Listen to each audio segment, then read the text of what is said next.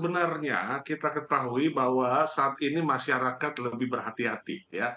Ketika di akhir tahun, walaupun pemerintah sudah mencabut PPKM tanggal 28 Desember, tetapi ketika juga hal yang sama, waktu yang sama di akhir tahun, pemerintah mengatakan bahwa tahun ini adalah tahun yang gelap. Mhm. Ya, tahun yang secara global memang kita ketahui dan kita ikuti bersama bahwa krisis multidimensi yang terjadi di global belum selesai, mulai dari geopolitik, financial crisis, ya bahkan baru beberapa minggu yang lalu kita tahu ya Silicon Valley Bank itu 48 jam saja sudah langsung ditutup karena memang gagal Iya. bayar, dan sekaligus juga bank-bank yang lain, dan juga climate change dan macam-macam. Nah itu yang mengakibatkan masyarakat berjaga-jaga ya.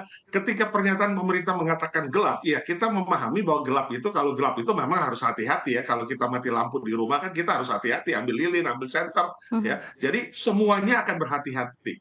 Dan kita lihat kenyataannya itu ketika inflasinya merendah ya. Kita tahu bahwa ketika inflasi ditutup di akhir tahun itu sekitar 5,4, 5,5, tetapi sekarang di bulan kemarin 4,9. Padahal kita tahu bahwa fluktuasi harga masih berjalan ya. Mhm. Beberapa waktu, baru beberapa hari ini memang sudah agak turun ya, sudah mulai terkendali.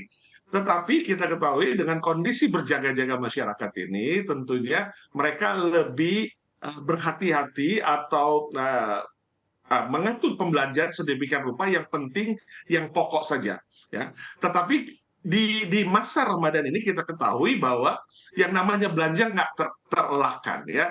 3 hari 4 hari sebelum puasa yang pertama, kemudian setelah terima THR 10 hari sebelum Idul Fitri Mhm. ya, kita tahu bahwa pemerintah sudah menggelontorkan nilai signifikan ya, hampir sekitar 38,9 triliun ya, yang dibagikan bagi ASN dan TNI Polri, Mhm. belum yang swasta.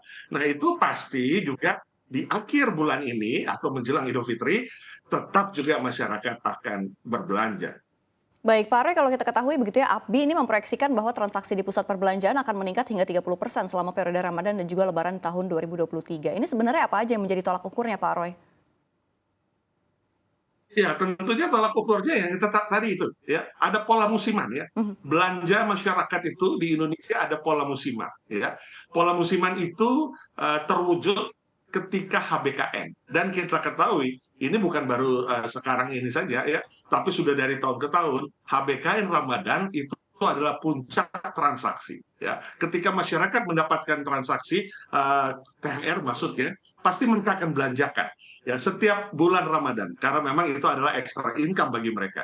Dan ya itu tadi, memang di awal April ini memang terjadi penurunan sedikit, tapi kita melihat sudah mulai sekarang, sudah hampir beberapa hari ini, dua hari ini sudah mulai meningkat lagi ya. Jadi kita optimis bahwa bulan Ramadan ini pasti akan meningkat, karena memang ini bicara pola musiman ya. Pola musiman masyarakat atau behavior customer masyarakat di Indonesia adalah belanja di bulan Ramadan. Setelah itu mereka akan menahan belanja. Oke, baik. Tapi memang sudah dipastikan begitu ya kalau misalkan akan ada kenaikan di 30% itu adalah hanya tren saja yang terjadi. Artinya ini tidak sustain, Pak, untuk kedatangan masyarakat yang untuk berbelanja begitu, yang untuk spending. Kan seperti apa? Pasti, pasti, ya, pasti karena kita ketahui bahwa tadi saya sudah jelaskan bahwa sebelum Ramadan memang ya kita Maret mencatat inflasi menurun ya.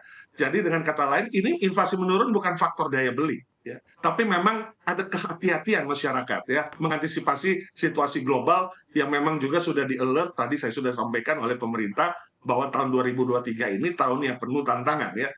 Jadi ini agak berbeda masanya. Jadi ini terjadi anomali lagi, Mbak Mhm. Safira, Mhm. bahwa biasanya di bulan Maret itu belanja itu adalah sudah menuju kepada puncak di bulan ini. Tapi di bulan Maret itu tidak sesignifikan. Nah, yang akan signifikan adalah ketika menerima THR ini. Nah, ini kita sudah mulai melihat dalam 1-2 hari ini dan sampai ke minggu depan, karena 10 hari sebelum Lebaran, Idul Fitri, dan itu akan terjadi peningkatan yang signifikan. Ya, kalau 30% itu angka yang sangat normatif ya, bahkan masih bisa bergerak lagi 30-35%, karena kita tahu bahwa dilihat dari dana pihak ketiga di perbankan, di BI, ya sekarang sudah tinggal 7-8%. Jadi ada pengambilan penarikan dana dari kelompok menengah ke atas ketika dibanding pandemik ya 13-14% DPK-nya. Kemudian yang kedua, bantuan langsung tunai masih berkelanjutan. Kaum marginal, kelompok marginal sudah menerima BLT, bahkan bansos untuk beras juga sudah mulai dibagikan sehingga pengeluarannya juga dapat lebih diatur, dan itu semua memuncak pada saat 1 minggu sebelum Idul Fitri. Baik, lalu apa aja nih Pak Roy strategi dan promosi yang disiapkan untuk menarik minat masyarakat berbelanja di momen Ramadan dan Lebaran kali ini? Attraction-nya apa aja nih selain berbelanja? Ya, attraction yang utama adalah ketersediaan barang dan kestabilan harga. Dan itu yang dilakukan oleh setiap anggota Aprindo retail modern di seluruh wilayah Indonesia. Kemudian yang kedua, bagaimana bentuk promosi, ya promosi-promosi ya yang memang bukan baru 1 minggu atau bulan ini disiapkan, sudah dari 6 bulan yang lalu. Ya, sudah ada program yang disiapkan. Bahkan kita bekerja sama dengan supplier atau pemasok untuk mendatangkan produk yang memang bukan produk lama, tapi produk baru, kualitas yang baru, dan harga yang baru, harga yang spesial untuk Lebaran. Sudah didesain 6 bulan yang lalu, 1 semester yang lalu. Sehingga apa yang kami lakukan ini pasti selalu memberikan yang terbaik bagi masyarakat, mendapatkan barang, ketersediaan barang, kestabilan harga di gerai-gerai retail modern anggota Aprindo seluruh Indonesia.